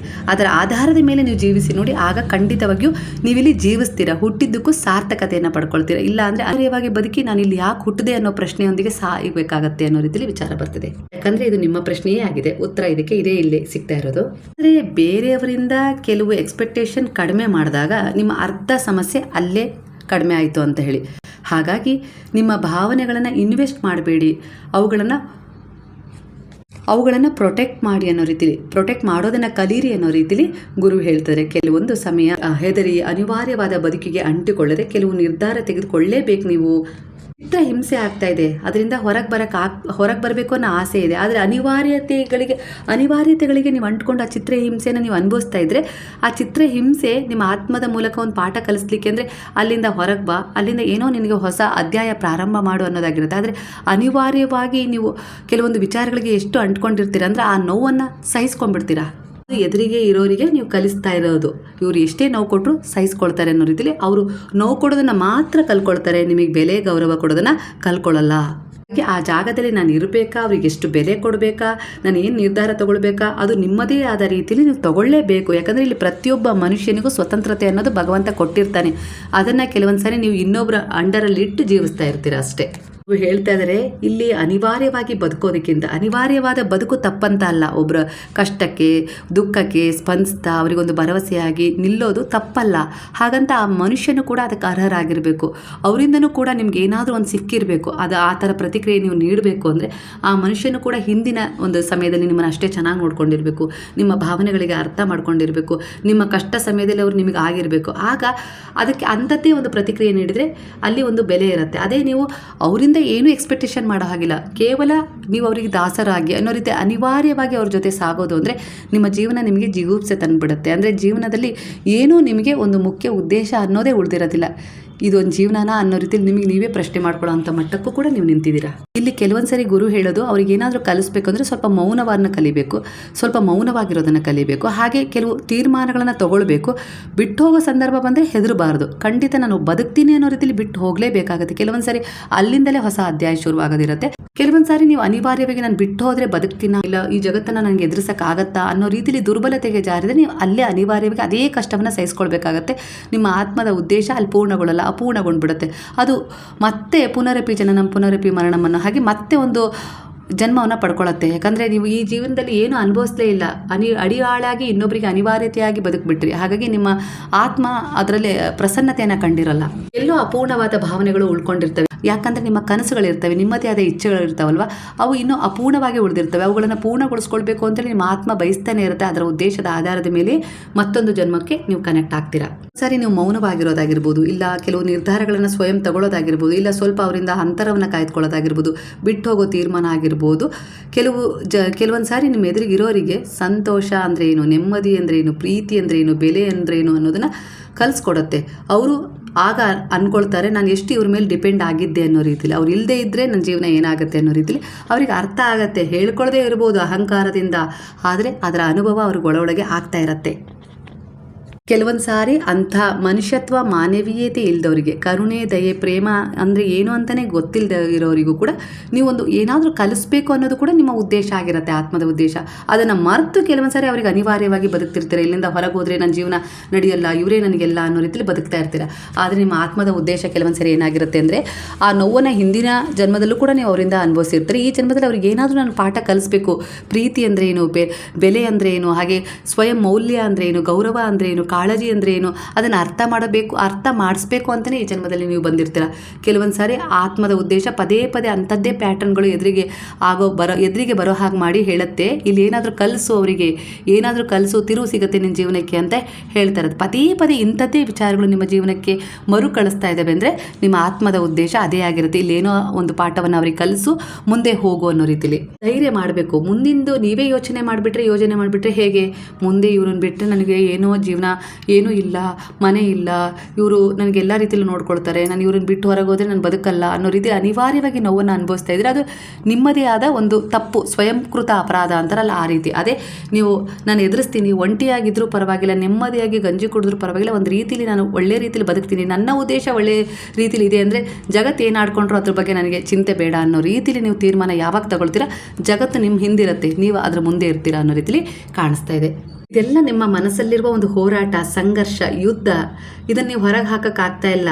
ಆದರೂ ಜನರಿಗೆ ನಗ್ತಾ ಒಳಗೆ ಅಳುತ್ತಾ ಅನಿವಾರ್ಯವಾಗಿ ಜೀವನ ನಡೆಸ್ತಾ ಇದ್ದೀರಾ. ನಿಮ್ಮದೇ ಆದ ಒಂದು ಸ್ವತಂತ್ರತೆಯನ್ನು ಕುಗ್ಗಿಸ್ಕೊಂಡು ಬಲಿ ಕೊಟ್ಟು ಕೆಲವೊಂದು ವಿಚಾರಗಳನ್ನು ಅನಿವಾರ್ಯವಾಗಿ ಜೀವನ ಸಾಗಿಸ್ಬೇಕು, 4 ಜನರು ನೋಡಲಿ ಅನ್ನೋ ರೀತಿಯಲ್ಲಿ ನೀವು ಭೌತಿಕವಾಗಿ ಒಂದು ಯಂತ್ರದ ಥರ ಜೀವನ ನಡೆಸ್ತಾ ಇದ್ದೀರಾ. ಆದರೆ ಒಳಗೆ ಈ ರೀತಿ ಸಂಘರ್ಷ ನಡೀತಾ ಇದೆ. ತೀರ್ಮಾನ ತಗೊಂಡ್ರೆ ನಿಮ್ಮ ಆತ್ಮದ ಉದ್ದೇಶದಲ್ಲಿ ಕೆಲವೊಂದಿಷ್ಟು ಬದಲಾವಣೆಯನ್ನು ಖಂಡಿತ ಕಾಣ್ತೀರಾ. ಕೆಲವೊಂದು ವ್ಯಕ್ತಿಗಳು, ಕೆಲವೊಂದು ವಿಚಾರಗಳು ನಿಮ್ಮ ಜೀವನದಲ್ಲಿ ಒಂದು ಸಕಾರಾತ್ಮಕ ಎನರ್ಜಿಯನ್ನು ವ್ಯರ್ಥ ಮಾಡೋದಾಗಿರ್ತದೆ. ನಿಮ್ಮ ವ್ಯಕ್ತಿತ್ವವನ್ನೇ ಅವ್ರು ತಿಂತಾ ಇರ್ತಾರೆ, ಅಂದರೆ ಹಾಳು ಮಾಡ್ತಾ ಇರ್ತಾರೆ. ನಿಮ್ಮ ಮೌನದಲ್ಲಿ ಒಂದು ಶಕ್ತಿ ಇರುತ್ತೆ. ಗತ್ತಿಗೆ ಹೆದರಿ ಅನಿವಾರ್ಯವಾಗಿ ಕೆಲವೊಂದು ವಿಚಾರದಲ್ಲಿ ಮುಂದೆ ಹೋಗ್ತಾ ಇರ್ತೀರ. ನಿಮಗೆ ಆ ದಿನನಿತ್ಯ ಶೋಷಣೆ ನಡೀತಾ ಇರುತ್ತೆ, ದೈಹಿಕವಾಗಿ ಮಾನಸಿಕವಾಗಿ. ಆದರೂ ಕೂಡ ಅದನ್ನು ಸಹಿಸ್ಕೊಂಡಿರ್ತೀರಾ ಅಂದರೆ ಅದು ನಿಮ್ಮ ಸ್ವಮೌಲ್ಯವನ್ನು ಕೊಂದುಕೊಂಡು ನೀವು ಅಲ್ಲಿ ಬಲಿಯಾಗಿ ಬದುಕ್ತಾ ಇರೋದು. ಅದರಿಂದ ಹೊರಗೆ ಬಂದರೆ ನಿಮಗೆ ದಾರಿ ಸಿಗಲ್ಲ ಅಂತಲ್ಲ, ಖಂಡಿತ ಪ್ರತಿ ಹಂತದಲ್ಲೂ ಒಂದು ಭರವಸೆ ಇಟ್ಟು ನೋಡು, ನಾನು ನಿನಗೆ ಸಹಾಯ ಮಾಡ್ತೀನಿ ಅನ್ನೋದು ಒಂದು ಶಕ್ತಿ ಇರುತ್ತೆ. ಬ್ರಹ್ಮಾಂಡದ ಶಕ್ತಿ ಆಗಿರ್ಬೋದು, ನೀವು ನಂಬಿದ ಶಕ್ತಿ ಆಗಿರ್ಬೋದು. ನೀವು ಪರಮಾತ್ಮನಲ್ಲಿ ಪ್ರಶ್ನೆ ಮಾಡ್ತಿದ್ರೆ, ಯಾಕೆ ನನ್ನ ಜೀವನ ಹೀಗಾಯಿತು, ಯಾಕೆ ನನಗೆ ಈ ರೀತಿ ಹಣೆ ಬರಬಾರದೆ ಅಂತೇಳಿ. ಅವ್ರು ಬರೆದದ್ದಲ್ಲ, ಅದು ನಿಮ್ಮದೇ ಆದ ಒಂದು ಕರ್ಮದ ಫಲ. ಆದರೆ ಆ ಕರ್ಮವನ್ನು ಕಳ್ಕೊಳ್ಳೋಕ್ಕೆ ನಾನು ದಾರಿ 100 ತೋರಿಸ್ತೀನಿ, ನೀನು ಆ ಕರ್ಮದಿಂದ ಹೊರಗೆ ಬರಲಿಕ್ಕೆ ಮೊದಲು ಧೈರ್ಯ ಮಾಡಿ ಒಂದು ಹೆಜ್ಜೆ ಇಡು ಅಂತ ಹೇಳ್ತಾ ಇದ್ದಾರೆ. ಒಂಟಿತನದಲ್ಲೇ ಸಾಗುವ ದಮ್ ಯಾರಿಗಿರುತ್ತೋ ಅವರ ಹಿಂದೆ ಜಗತ್ತೇ ಇರುತ್ತೆ, ಓಡುತ್ತೆ ಅನ್ನೋದು ಗುರುವಿನ ಒಂದು ವಾಣಿಯಾಗಿದೆ. ಅಂದರೆ ಎದುರಿಸ್ಬೇಕು. ಒಂಟಿತನದಲ್ಲಿ ನೀವು ಇದ್ದೀರಾ ಅಂದ ತಕ್ಷಣ ನೀವೊಂದು ಉದ್ದೇಶ ಚೆನ್ನಾಗಿಲ್ಲ, ನಿಮ್ಮ ಯೋಜನೆ ಚೆನ್ನಾಗಿಲ್ಲ, ನಿಮ್ಮ ಯೋಚನೆ ಚೆನ್ನಾಗಿಲ್ಲ, ಈ ಜಗತ್ತು ನೀವು ಆಡ್ಕೊಳ್ಳೋ ಹಾಗೆ ಬದುಕ್ತಾ ಇದ್ದೀರಿ ಅಂತ ಅಲ್ಲ. ಜಗತ್ತು ಹೇಗಿದ್ರೂ ಆಡ್ಕೊಳ್ಳುತ್ತೆ ಅಲ್ವಾ. ಆದರೆ ನಿಮ್ಮ ಉದ್ದೇಶ ಭಗವಂತ ಮೆಚ್ಚೋ ಹಾಗಿದೆ. ಖಂಡಿತ ಅವನಾದರೂ ಮೆಚ್ಚಿ ನಮ್ಮ ಜೊತೆಗೆ ಇರ್ತಾನೆ ಅನ್ನೋ ಉದ್ದೇಶ ನಮ್ಮದಿದೆ, ಕರ್ಮ ನಮ್ಮದಿದೆ ಅಂದರೆ ನೀವು ಈ ಜಗತ್ತಿಗೋಸ್ಕರ ಹೆದರೋದು ಅವಶ್ಯಕತೆ ಇಲ್ಲ. ಜಗತ್ತು ಇವತ್ತು ನಿಮ್ಗೆ ಯಾರು ಆಡ್ಕೊಳ್ತಾರೆ ಅವ್ರು ಇವತ್ತು ಇರ್ತಾರೆ, ನಾಳೆ ಇಲ್ಲದೇನೂ ಇರ್ಬೋದು. ಆದರೆ ನೀವಿರ್ತೀರ, ಅವರೋ ನಾಳೆ ಸಾಯ್ತಾರೋ ಅಂಥವರಿಗೋಸ್ಕರ ನಿಮ್ಮ ಬದುಕನ್ನು ಬಲಿ ಕೊಡ್ತಾ ಇದ್ದೀರಾ. ಯಾಕಂದರೆ ನೀವು ಇನ್ನೂ ಬದುಕಿ ಬಾಳ್ಬೇಕಿಲ್ಲಿ ಅನ್ನೋ ರೀತಿಯಲ್ಲಿ ಕಾಣಿಸ್ತಾ ಇದೆ ಎನರ್ಜಿ. ಹಾಗೆ ಕೆಲವೊಂದು ಸಾರಿ ಅಂತೂ ನೀವು ಇನ್ನೂ ಒಂದು ಅತಿರೇಕದ ವರ್ತನೆಗೆ ಜಾರು ಬಿಡ್ತಾ ಇದ್ದೀರಾ. ವ್ಯರ್ಥವಾದ ಜನರ ಎದುರಿಗೆ ಎಕ್ಸ್ಪ್ಲೇನ್ ಮಾಡಲಿಕ್ಕೆ ಹೋಗ್ತಾ ಇದ್ದೀರಾ. ಬಹಳಷ್ಟು ನಿಮ್ಮ ಜೀವನವನ್ನು ನಿಮ್ಮನ್ನು ನೀವು ಎಕ್ಸ್ಪ್ಲೇನ್ ಮಾಡಿದಾಗೆ ಆ ಎದುರಿಗಿರೋರ ಹತ್ತಿರ ಸಿಂಪತಿ ಗಿಟ್ಟಿಸ್ಕೊಳ್ತಾ ಇದ್ದಾರೇನೋ, ನನ್ನ ಎದುರಿಗೆ ಈ ಥರ ಎಲ್ಲ ಹೇಳ್ಕೊಂಡು ಅನ್ನೋ ರೀತಿಲಿ ಅವರ ಒಂದು ಭಾವನೆಗೆ ನೀವು ಒಳಪಡ್ತಾ ಇದ್ದೀರಾ. ಅದ್ರ ಬದಲು ಎಕ್ಸ್ಪ್ಲೇನ್ ಮಾಡೋದೇ ಬೇಡ. ನೀವು ಭಾವನೆಯನ್ನು ಅವ್ರಿಗೆ ಬರಲಿಕ್ಕೆ ಬಿಡಬೇಡಿ. ಯಾಕಂದರೆ ನೀವು ಪ್ರತಿ ಸಾರಿ ನಿಮ್ಮನ್ನು ಎಕ್ಸ್ಪ್ಲೇನ್ ಮಾಡ್ಕೊಂಡ ಅಷ್ಟು ಅವ್ರು ಅಂದ್ಕೊಳ್ತಾರೆ, ಇವರು ನನ್ನ ಎದುರಿಗೆ ಸಿಂಪತಿ ಗಿಡಿಸ್ಲಿಕ್ಕೋಸ್ಕರ ಈ ರೀತಿ ಮಾತಾಡ್ತಾ ಇರ್ಬೋದು ಅನ್ನೋ ರೀತಿಲಿ ಕೆಲವೊಂದು ವರ್ತನೆ ಮಾಡ್ತಾ ಇದ್ದಾರೆ. ನೀವು ನಿಮ್ಮ ಎಮೋಷನಲ್ನ ಕಂಟ್ರೋಲ್ ಮಾಡಿ ಒಂದು ತಾಕತ್ ನನಗಿದೆ ಅನ್ನೋ ರೀತಿಯಲ್ಲಿ ಖತರ್ನಾಕೆ ಒಂದು ಮನುಷ್ಯನ ರೀತಿಯಲ್ಲಿ ಜೀವನ ಮಾಡಿ. ಕ್ಯಾಪಾಸಿಟಿ ಇದೆ ನಿಮಗೆ. ಯಾಕಂದರೆ ನೀವು ಖತರ್ನಾಕ್ ಆಗ್ತಾ ಇರೋದು ಅಂಥ ಖತರ್ನಾಕ್ ಜನರ ಎದುರಿಗೆ ಅಷ್ಟೇ. ನಿಮ್ಮ ಒಂದು ಎಮೋಷನಲ್ನ ಕಂಟ್ರೋಲ್ ಮಾಡಿಕೊಂಡು ಅದೇ ನೀವು ಭಗವಂತನ ದೃಷ್ಟಿಯಲ್ಲಿ ನೀವು ಎಲ್ಲ ರೀತಿಯಲ್ಲಿ ಒಂದು ಒಳ್ಳೆಯ ಉದ್ದೇಶದ ವ್ಯಕ್ತಿಯಾಗಿ ಜೀವಿಸ್ತಾ ಇದ್ದೀರಾ ಅಲ್ವಾ. ನಿಮ್ಮ ಅಂತರಾಳವನ್ನು ಭಗವಂತ ಗುರುತಿಸೋದು, ಭೌತಿಕ ಒಂದು ವಾತಾವರಣವನ್ನಾಗಿರಲಿ, ನಿಮ್ಮ ಜೀವನ ಶೈಲಿಯನ್ನಾಗಿರಲಿ, ನಿಮ್ಮನ್ನಾಗಲಿ ಜಗತ್ತು ಗುರುತಿಸುತ್ತೆ. ಜಗತ್ತು ಗುರುತಿಸೋದು ಅವಶ್ಯಕತೆ ಇದೆಯೋ, ಭಗವಂತ ಗುರುತಿಸೋದು ಅವಶ್ಯಕತೆ ಇದೆಯೋ ನೀವು ನಿರ್ಧಾರ ಮಾಡಬೇಕು. ಭಗವಂತ ಗುರುತಿಸುವ ರೀತಿಯಲ್ಲಿ ನೀವು ಬದುಕಿದರೆ ಪ್ರತಿ ಹಂತದಲ್ಲೂ ಪ್ರತಿ ಹೆಜ್ಜೆಯಲ್ಲೂ ಅವರ ರಕ್ಷಣೆ, ಅವರ ಮಾರ್ಗದರ್ಶನ, ಅವರ ಎಲ್ಲ ರೀತಿಯ ಒಂದು ನೆರಳು ನಿಮ್ಮನ್ನು ಹಿಂಬಾಲಿಸುತ್ತೆ. ಆಗ ಯಾರೂ ಕೂಡ ನಿಮ್ಮನ್ನು ಟಚ್ ಮಾಡೋಕ್ಕೂ ಕೂಡ ಆಗೋಲ್ಲ. ಯಾಕಂದರೆ ನಿಮ್ಮ ಅವರ ಅಷ್ಟು ಶುದ್ಧವಾಗಿರುತ್ತೆ, ಪವರ್ಫುಲ್ ಆಗಿರುತ್ತೆ. ಯಾಕಂದರೆ ಭಗವಂತನೇ ನಿಮ್ಮ ಜೊತೆಯಾಗಿರ್ತಾರಲ್ವ. ಅವರ ಶಕ್ತಿಗಳು ನಿಮ್ಮಲ್ಲಿ ಪ್ರವಹಿಸ್ತಾ ಇರ್ತವೆ. ಯಾಕಂದರೆ ನೀವು ಒಳ್ಳೆಯವರು, ಉದ್ದೇಶ ಒಳ್ಳೆಯದು, ಯಾರಿಗೂ ಕೆಟ್ಟದನ್ನು ಬಯಸ್ತಿಲ್ಲ. ಆದರೆ ಎಮೋಷನಲ್ನ ಕಂಟ್ರೋಲ್ ಮಾಡ್ತಾಯಿದ್ರಿ. ಎಮೋಷನಲ್ ನಿಮ್ಮಲ್ಲಿ ಉಂಟಾಗ್ತಿರುವ ಅದು ಯಾವುದೇ ರೀತಿ ಒಂದು ಎಮೋಷನಲ್ ಎನರ್ಜಿಯನ್ನು ಕಂಟ್ರೋಲ್ ಮಾಡ್ತಾಯಿದ್ದೀರ ಅಂದರೆ ನೀವು ಖಂಡಿತ ಖತರ್ನಾಕ್ ಅಂದ ತಕ್ಷಣ ಒಳ್ಳೆಯ ವ್ಯಕ್ತಿ ಅಲ್ಲ ಅಂತಲ್ಲ, ಒಳ್ಳೆಯ ವ್ಯಕ್ತಿನೇ. ನಿಮ್ಮ ಉದ್ದೇಶವನ್ನು, ನಿಮ್ಮ ಮನಸ್ಸಿನ ಒಂದು ಭಾವನೆಗಳನ್ನು, ನಿಮ್ಮ ಮನಸ್ಸಿನ ಇಚ್ಛೆಯನ್ನು, ಸಂತೋಷವನ್ನು ಎಲ್ಲವನ್ನು ಕಂಟ್ರೋಲ್ ಮಾಡಿ ನಿಮ್ಮ ಹತ್ರನೇ ಇಟ್ಕೊಳ್ತಾ ಇದ್ದೀರ ಅಂದರೆ ಶಕ್ತಿ ಎಷ್ಟು ಇಮ್ಮಡಿ ಆಗುತ್ತೆ ಅಂತೇಳಿ ಅರ್ಥ ಮಾಡ್ಕೊಳ್ಳಿ. ಅದೇ ನಿಮ್ಮ ಎಮೋಷನಲ್ ಒಂದು ಅಟ್ಯಾಚ್ಮೆಂಟಿಂದ ಯಾರ ಹತ್ರನೂ ನನಗೆ ಹೀಗೆ ಆಗ್ತಾ ಇದೆ, ನಮ್ಮ ಮನೆಯವ್ರು ಹೀಗೆ ಮಾಡ್ತಿದ್ದಾರೆ, ನನ್ನ ಗಂಡ ಹೀಗೆ ಮಾಡ್ತಿದ್ದಾರೆ, ಮಕ್ಕಳು ಹಿಂಗೆ ಮಾಡ್ತಾಯಿದ್ದಾರೆ, ಇಲ್ಲ ನನ್ನ ಜೀವನ ಯಾಕೆ ಹೀಗಾಗಿದೆ ಅನ್ನೋ ರೀತಿಲಿ ನೀವು ಅಟ್ಯಾಚ್ಮೆಂಟ್ ಆದಷ್ಟು ನಿಮಗೆ ನೋವು ಜಾಸ್ತಿ. ಅವರಿಂದನೂ ಕೆಲವು ಬಾರಿ ನೋವು ಸಿಗ್ಬೋದು, ಇಲ್ಲ ಅದನ್ನು ಅವ್ರು ಇನ್ನೊಬ್ಬರ ಹತ್ರ ಹೇಳಿ ನೋವು ಕೊಡ್ಬೋದು, ಇಲ್ಲ ನಿಮಗೆ ಅದನ್ನು ಎಲ್ಲೋ ಒಂದು ರೀತಿಲಿ ನಿಮ್ಮ ವ್ಯಕ್ತಿತ್ವವನ್ನು ಇನ್ನೊಬ್ಬರಿದ್ರಿಗೆ ನಾನು ಪ್ರಸ್ತಾಪ ಮಾಡಿಬಿಟ್ನಲ್ಲ ಅನ್ನೋ ರೀತಿಲಿ ರೀತಿ ಕೂಡ ಅಯ್ಯೋ ನಾನು ಯಾಕೆ ಹೇಳ್ಕೊಂಡೆ, ಹೇಳಬಾರ್ದಿತ್ತು ಅನ್ನೋ ರೀತಿಲೂ ಕೂಡ ಫೀಲ್ ಮಾಡಿಸ್ಬೋದು. ಯಾರೆದ್ರಿಗೂ ಸಿಂಪತಿ ಗಿಟ್ಟಿಸ್ಕೊಳ್ಳೋದು, ಯಾರೆದ್ರಿಗೂ ಸಿಂಪತಿ ಪಡ್ಕೊಳ್ಳೋ ಅವಶ್ಯಕತೆ ಇಲ್ಲ. ನೀವು ಯಾರೆದ್ರಿಗೂ ಎಕ್ಸ್ಪ್ಲೈನ್ ಮಾಡಿ ಸಿಂಪತಿ ಪಡ್ಕೊಳ್ಳೋ ಅವಶ್ಯಕತೆ ಇಲ್ಲ. ಅಂದರೆ ಸಿಂಪತಿ ಪಡ್ಕೊಳ್ಬೇಕು ಅಂತೇಳಿ ನೀವು ಮಾಡದೇ ಇದ್ರೂ ಕೂಡ ಅವರು, ಆ ವ್ಯಕ್ತಿ ಕೂಡ ಆ ರೀತಿ ಅಂದ್ಕೊಳ್ಬೋದು. ಹಾಗಾಗಿ ಆ್ಯಕ್ಷನ್ನಲ್ಲಿ ನಂಬಿಕೆ ಇಡಿ ಅಂಥೇಳಿ ಗುರುವು ಹೇಳ್ತಾ ಇದ್ದಾರೆ. ಮುಂದಿನ ನಡೆಯಲ್ಲಿ ನಂಬಿಕೆ ಇಡಿ, ತೀರ್ಮಾನ ಮಾಡಿ, ಮುಂದೆ ಹೋಗಿ. ಜನರಲ್ಲ ಇಲ್ಲಿ ತೀರ್ಮಾನ ಮಾಡೋದು. ಜನರು ಭೌತಿಕವಾಗಿ ನಿಮ್ಮ ನಡೆ ನುಡಿಯನ್ನು ತೂಗಿ ಅಳಿಬಹುದು, ಆದರೆ ಭಗವಂತ ನಿಮ್ಮ ನಡೆ ನುಡಿ ಉದ್ದೇಶ ಕರ್ಮ ಎಲ್ಲವನ್ನು ತೂಗಿ ಅಳದೆ ಅವರು ನಿಮ್ಮ ಜೊತೆಗಿದ್ದು ನಿಮಗೆ ಸಹಾಯ ಮಾಡ್ತಾರೆ ಅನ್ನೋ ರೀತಿಯಲ್ಲಿ ಬರ್ತದೆ. ಹಾಗಾಗಿ ಇಲ್ಲಿ ಅದೃಶ್ಯವಾದ ಕಾಣದ ಶಕ್ತಿ ಇದೆ, ಆ ಶಕ್ತಿಯನ್ನು ನಂಬಿ. ಎಲ್ಲವೂ ಕೂಡ ಇಲ್ಲಿ ಒಂದು ಎನರ್ಜಿ. ನೀವು ಕುಡಿತಾ ಇರುವ ನೀರು ಕೂಡ ಒಂದು ಎನರ್ಜಿ, ಗಾಳಿಯೂ ಕೂಡ ಎನರ್ಜಿ, ನೀವು ನಡೀತಾ ಇರುವ ಮಣ್ಣು ಕೂಡ ಒಂದು ಎನರ್ಜಿ, ಆಹಾರ ಬೇಯಿಸ್ಕೊಂಡು ತಿಂತಾ ಇದ್ದೀರಲ್ಲ ಅದು ಕೂಡ ಒಂದು ಎನರ್ಜಿ. ಈ ಒಂದು ಜಗತ್ತಲ್ಲಿ ವಾಸ ಮಾಡ್ತಾ ಇದ್ದೀರಾ, ಆಕಾಶ, ಚಂದ್ರ, ಸೂರ್ಯ ಇವರ ನೆರಳಲ್ಲಿ ನೀವಿದ್ದೀರಾ ಅಂದರೆ ಅದೆಲ್ಲವೂ ಕೂಡ ಒಂದು ಎನರ್ಜಿನೇ ಅಲ್ವಾ. ಪಂಚಭೂತಗಳ ಎನರ್ಜಿ, ಅವರು ನಿಮ್ಮನ್ನು ಪ್ರೊಟೆಕ್ಟ್ ಮಾಡ್ತಾ ಇರೋದು. ನಿಮ್ಮೊಳಗೂ ಇದ್ದು ಹೊರಗೂ ಇದ್ದು, ನಿಮ್ಮೊಳಗೂ ಆ ಒಂದು ಪಂಚಭೂತಗಳ ಶಕ್ತಿ ಇರೋದ್ರಿಂದನೇ ಹೊತ್ತೊತ್ತಿಗೆ ಊಟ ಅರಗೋದು, ಹೊಟ್ಟೆ ಹಸಿವಾಗೋದು ಎಲ್ಲದೂ ನಡೆಯೋದು. ಅಂದಮೇಲೆ ಈ ಜಗತ್ತು, ಈ ಜನ ನಿಮಗೇನು ಕೊಡ್ತಾ ಇದ್ದಾರೆ, ನೋವು ಕೊಡ್ತಾ ಇದ್ದಾರೆ, ಒಂದಲ್ಲ ಒಂದು ರೀತಿಯಲ್ಲಿ ಕಂಪೇರ್ ಮಾಡ್ತಾ ಇದ್ದಾರೆ, ಹೋಲಿಕೆ ಮಾಡಿ ನಿಮ್ಮನ್ನು ಹೀಯಾಳಿಸ್ತಾ ಇದ್ದಾರೆ, ನಿಮ್ಮನ್ನು ಇನ್ನೊಂದು ರೀತಿಯಲ್ಲಿ ಕುಗ್ಗಿಸ್ತಾ ಇದ್ದಾರೆ, ನರಳಾಡಿಸ್ತಾ ಇದ್ದಾರೆ. ಇಂಥ ಜನರಿಗೋಸ್ಕರ ನೀವು ಇಷ್ಟೆಲ್ಲ ಒಂದು ಒದ್ದಾಡ್ತಾ ಇರೋದು. ಮಕ್ಕಳಿಗೋಸ್ಕರ ಮಾಡ್ತಾಯಿದ್ರು, ಗಂಡನಿಗೋಸ್ಕರ, ಹೆಂಡತಿಗೋಸ್ಕರ ಒಬ್ರಿಗೊಬ್ರು ಸಮರ್ಪಣೆಯಾಗಿ ಬದುಕ್ತಾ ಇದ್ದೀರಾ. ಇಲ್ಲ ಅಂತಲ್ಲ. ಸಮರ್ಪಣೆ ಹೇಗಿರಬೇಕು ಅಂದರೆ ನೀವು ಅವರಿಗೆ ಸಮರ್ಪಣೆ ಆದಾಗ ಅವರು ಕೂಡ ಅದೇ ರೀತಿ ಒಂದು ಒಳ್ಳೆಯ ಉದ್ದೇಶದಿಂದ ನಿಮಗೆ ಸಮರ್ಪಣೆ ಆಗಬೇಕು. ಆಗ ಅದು ಸಮತೋಲನದಲ್ಲಿ ತೂಗುತ್ತೆ. ಒಂದೊಂದು ಸರಿ ಏನಾಗುತ್ತೆ ಅಂದರೆ ತಕ್ಕಡಿಯಪ್ಪ ನಿಮ್ಮದೇ ತೂಕ ಒಳ್ಳೆ ರೀತಿಯಲ್ಲಿ ಜಾಸ್ತಿ ಇದೆ, ನಿಮ್ಮ ಗಂಡನದ್ದು ಏನೂ ಇಲ್ಲ, ಮಕ್ಕಳದ್ದೇನೂ ಇಲ್ಲ ಅಂದಾಗ ನಿಮಗೆಷ್ಟು ನೋವಾಗುತ್ತೆ ಹೇಳ್ರಿ ಅಲ್ವಾ? ನಿಮ್ಮ ಪುಣ್ಯದ ಮೇಲೆ ಅವ್ರು ಬದುಕ್ತಾ ಇರ್ತಾರೆ, ನಿಮ್ಮ ಒಂದು ಪ್ರಾರ್ಥನೆಯ ಮೇಲೆ ಅವರು ಪರಿವರ್ತನೆ ಕಾಣೋ ಪ್ರಯತ್ನ ಮಾಡ್ತಾ ಇದ್ದೀರ. ಅಲ್ಲಿ ತಪ್ಪಲ್ಲ, ನಿಮ್ಮ ಒಂದು ಕರ್ಮ ಜೋಡಿಸಿರುತ್ತೆ, ನಿಮ್ಮ ಉದ್ದೇಶ ಕೂಡ ಅದೇ ಆಗಿರುತ್ತೆ. ಆತ್ಮದ ಉದ್ದೇಶ ನಾನು ಅವರನ್ನು ಸರಿಪಡಿಸಬೇಕು, ಅವರೇ ನನಗೆ ಮಕ್ಕಳಾಗಿ ಬರಬೇಕು, ಇಲ್ಲ ಅವರೇ ನಂಗೆ ತಂದೆ ತಾಯಿಯಾಗಿ ಬರಬೇಕು, ಅವರೇ ನಮಗೆ ಅಣ್ಣ ಆಗಿ ಬರಬೇಕು. ಇವೆಲ್ಲವೂ ನಿಮ್ಮ ಆತ್ಮದ ಉದ್ದೇಶವೇ ಆಗಿರುತ್ತೆ. ಯಾಕಂದರೆ ಅವರಿಂದ ನಿಮಗೆ ಏನೋ ಒಂದು ಸಹಾಯ ಸಿಕ್ಕಿರುತ್ತೆ, ಇಲ್ಲ ಒಂದು ನೋವು ಸಿಕ್ಕಿರುತ್ತೆ. ತೀರಿಸ್ಕೊಳ್ಳೋಕ್ಕೋಸ್ಕರನಾದರೂ ನೀವು ಇಲ್ಲಿ ಬಂದಿರ್ತೀರಾ, ಇಲ್ಲ ಒಂದು ಋಣವನ್ನು ತೀರ್ಸೋಕ್ಕೋಸ್ಕರನೂ ಬಂದಿರ್ತಾರೆ. ಎಲ್ಲೋ ನಿಮಗೆ ಹೋದ ಜನ್ಮದಲ್ಲಿ ತುಂಬ ನರಕ ಯಾತನೆ ತೋರಿಸಿರ್ತಾರೆ. ನೀವು ಅಂದ್ಕೊಂಡಿರ್ತೀರ ನರಕ ಯಾತನೆಯ ಅನುಭವ ಅಂದರೆ ಏನು, ನನ್ನ ಪ್ರೀತಿ, ನನ್ನ ಕಾಳಜಿ, ನನ್ನ ಪ್ರೀತಿ, ನನ್ನ ಕಾಳಜಿ, ನನ್ನ ಬೆಲೆಯನ್ನು ಇವರು ಅರ್ಥ ಮಾಡ್ಕೊಳ್ಳಿಲ್ಲ, ಅದನ್ನು ನೆನಪು ಮಾಡಿಸ್ಬೇಕು ಅನ್ನೋ ರೀತಿಲಿ ನೀವು ಬಂದಿರ್ತೀರ. ಆ ಒಂದು ಅವರಿಗೆ ಪ್ರೀತಿ, ಕಾಳಜಿ, ಬೆಲೆ ಅರ್ಥ ಮಾಡಿಸಿ ನೀವು ಅವರಿಂದ ದೂರ ಆಗ್ತೀರಾ. ಅವ್ರಿಗೆ ಅವಾಗ ಅನುಭವ ಆಗುತ್ತೆ, ಓ ಆ ಪ್ರೀತಿ, ಗೌರವ, ಬೆಲೆ ಏನು ಅಂತೇಳಿ ನನಗೆ ಈಗ ಅರ್ಥ ಆಯಿತು ಅಂತೇಳಿ ಅವ್ರು ನಿಮ್ಮ ಹತ್ರ ಮರಳಿ ಬರಬೇಕು ಅಂತ ಬಯಸ್ತಾರೆ. ಆದರೆ ಮರಳಿ ಬರೋಕ್ಕೆ ಕೆಲವೊಂದು ಸಾರಿ ಆಗೋದಿಲ್ಲ. ಆಗಲೇ ನೀವು ಜೀವನದಲ್ಲಿ ಸಾಕಷ್ಟು ಮುಂದೆ ಹೋಗ್ಬಿಟ್ಟಿರ್ತೀರ. ಹಾಗೆ ಕೆಲವೊಂದು ಸಾರಿ ಮಕ್ಕಳ ಆಯ್ಕೆನೂ ಅಷ್ಟೇ ಆಗಿರುತ್ತೆ.